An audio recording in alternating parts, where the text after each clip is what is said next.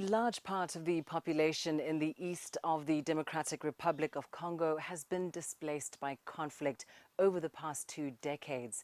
The current situation has led to a hunger crisis because many of those who fled their homes also lost their livelihoods. But some farmers are picking up the pieces in the areas where they've sought refuge. CGTN's OCAMRINGA tells us more. The DRC's agriculture potential is huge.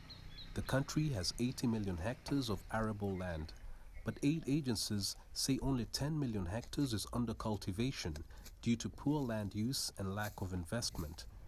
Beni territory in eastern DRC is an area with fertile land and natural resources. Farming and trade are the main economic activities. The vast majority of people are engaged in small-scale agriculture, but the region has been blighted by conflict for decades. Suspected rebels of the Allied Democratic Forces are reported to be behind attacks against civilians. SIVYALEGHANA is among thousands of farmers who fled their villages to start a new life in other communities. I taught myself how to grow onions here. I used to grow cocoa, bananas, and cassava back home. We had to learn to grow these vegetables to survive.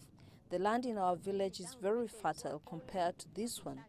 My crops grew very well without adding manure to the soil. But over here, I have to collect decomposed waste from the garbage heaps and pour it around my crops. Otherwise, they'll all get spoiled. Many of the farmers manage to feed themselves back home and sell the surplus to sustain their families. But now, for survival, they're growing crops on land given to them by well-wishers. We plant vegetables like tomatoes and cabbages because they are crops that grow fast. We look for people with land and ask them to give us 2 parcels so that we can grow beans because they also grow fast.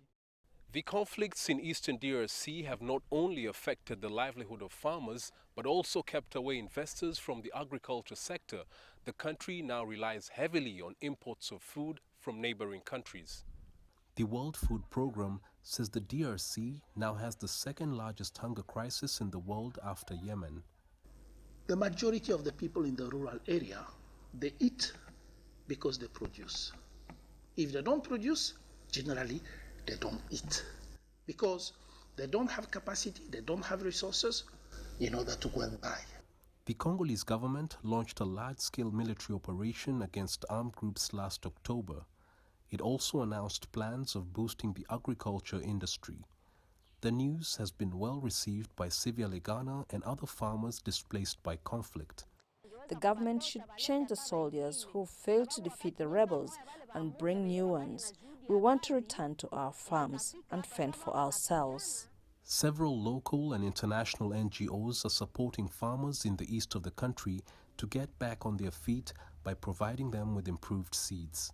Access to affordable land is a big challenge to many smallholder farmers, especially in western DRC.